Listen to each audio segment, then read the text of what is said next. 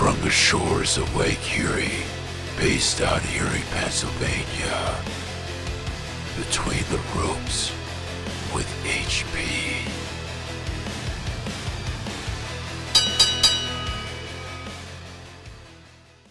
So we're doing a short review on the AEW Redemption pay-per-view that happened last night. Overall, I'd give the pay-per-view 4 out of 5 suplexes. It was a solid pay-per-view from top to bottom. I think AEW does put on some great pay-per-views. A lot of the wrestlers go all out. I mean, besides some of them, the only problem I see, like with a lot of AEW with their matches, a lot of no sells or they don't sell the move long enough. But like I said, they put on some great pay-per-views. So the actual pay-per-view would open up with a 6-man ladder match with the winner getting a shot at the international title, which is held by Kyle Fletcher right now. Speedball Mike Bailey would win, which was cool because it was in front of his hometown, in front of his friends and family, and it was cool. It was his first time his mother seen him wrestle live, and I think he said he's been in the business 20 years. So I'm really looking for his match with Kyle Fletcher. Should be a banger. I think they are both some of the best workers in the business right now, especially Speedball. I've been following him since his indies in TNA, and he always puts on a solid match. So I give the ladder match an A-. It was a great opener, a lot of high spots and stuff. Especially with the wrestlers you had in there, like Commander and Jack Perry and Nick Wayne. It really was a high-flying, almost cruiserweight-like match. The next matchup would be the Young Bucks versus the team of Ospreay and Moxley. This was a solid match. Again, a lot of high spots, especially with the Bucks and Ospreay. I think they really did this match to build up tension between Ospreay and Moxley. This was another solid match, and they had this angle going that Nick was taking a lot of headshots, and it was making him like dizzy and not all there during most of the match. This would help build tension between Ospreay and Moxley, because Moxley wants Ospreay to have that killer instinct like him and take down his opponents no matter what. But Ospreay felt bad for Nick and was trying not to hit him in the head and stuff like that during the match. And of course, this would led to them having a little dispute after the match, and this would lead to what would happen later between Ospreay and the Death Riders. I give this match a solid B+. The Young Bucks end up winning. So the next matchup was for the international title between Kyle Fletcher and Bandito. Both these men are great workers in the ring, maybe two of the best in the world right now, at least in AEW. So I was really looking forward to this match. This match would go back and forth for the most part, and they did a lot of spots on the outside. I knew this would be a good, solid matchup. Both are two of the best workers in AEW, if not the world right now. Ospreay would come back and get the win over Bandito. I give this match a solid B+, with Ospreay retaining that international title, and he'll be taking on Speedball Mike Bailey in a couple weeks, which I think it's going to be a hell of a matchup. The next matchup would kind of slow down the pace of the pay-per-view after 3 very fast-paced matches. It would be the War Dogs versus the Bang Bang Gang of Jay White and Juice Robinson. This match also went back and forth a lot.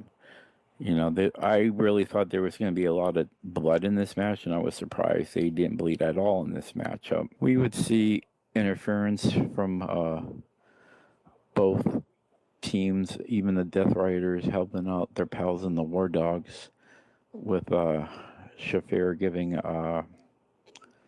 Finley his shillelagh to use to get the win.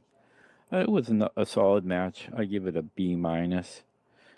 Like I said, I was surprised there wasn't really any blood in this match. I thought there was going to be buckets of it.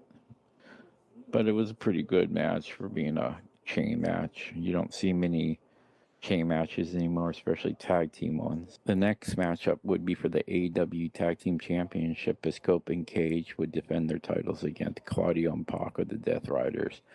The Death Riders would get the early advantage in this match, attacking Cope on his way to the ring. And then when Christian tried to take the save, Claudio would take him out on the ramp.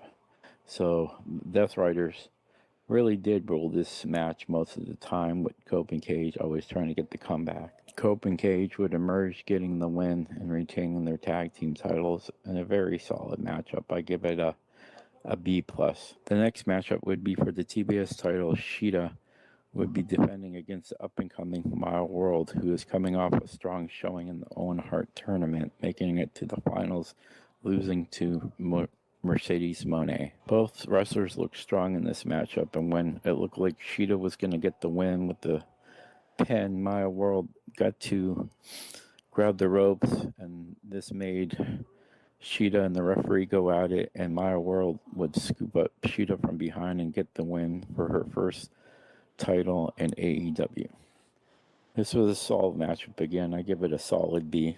Next, we get the most hardcore match of the night as Chris Jericho coming in as the Painmaker, taking on Tommaso Ciampa in a no-holds-barred match. This match would end up happening because Ciampa would attack Jericho at Beach Blast a few weeks ago, and this made the Painmaker come out as Ciampa was going to use a drill on Chris Jericho after the match, but was stopped by officials. This match would see everything being used from tacks to hockey pucks to mirrors, the hockey sticks.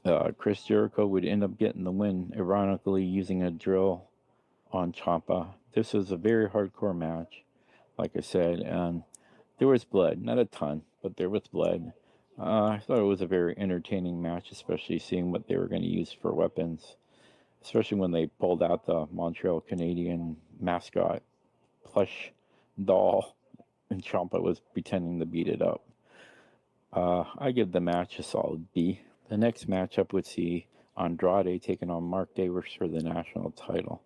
This match would come about from Andrade turning on the Callis family at the last pay-per-view.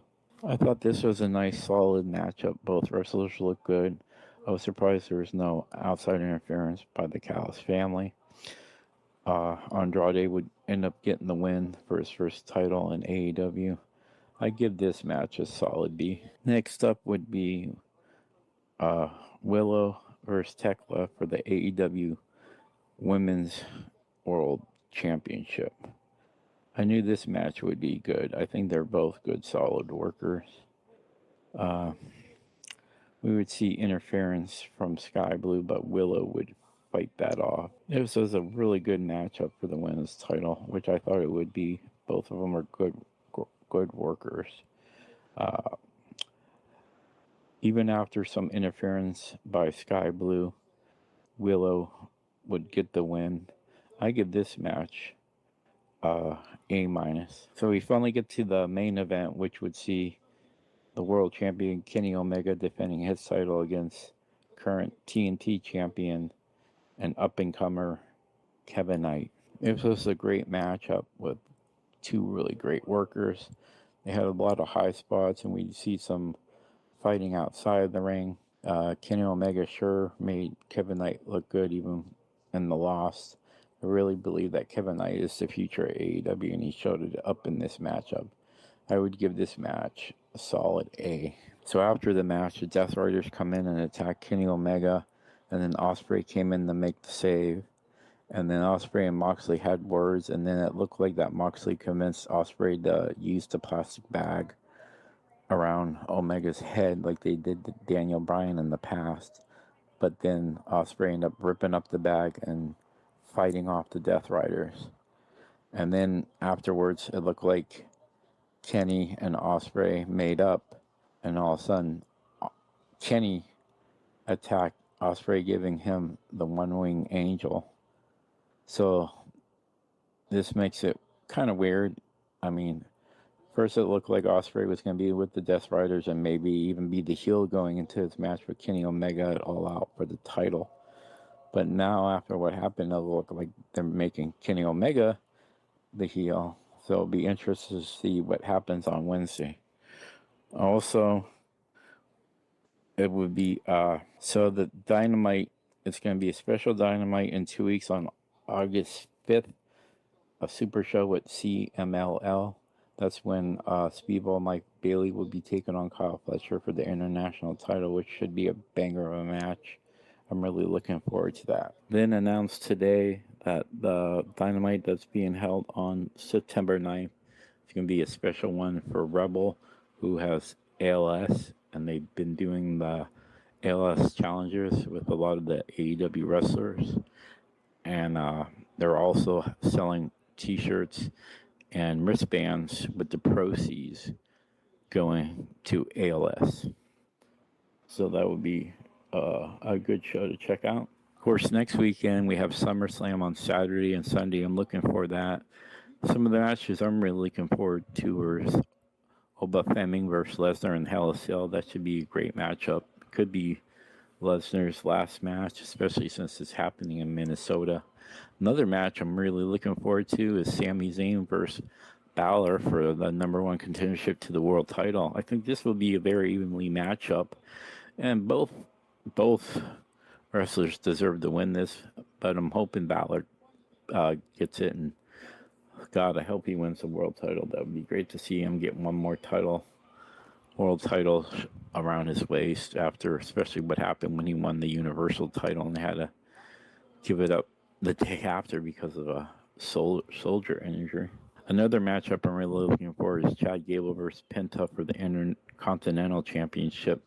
Both men are great workers, and I really like this whole Chad Gable redemption arc after him losing the El Grande Americano mask versus mask match, which was a hell of a match.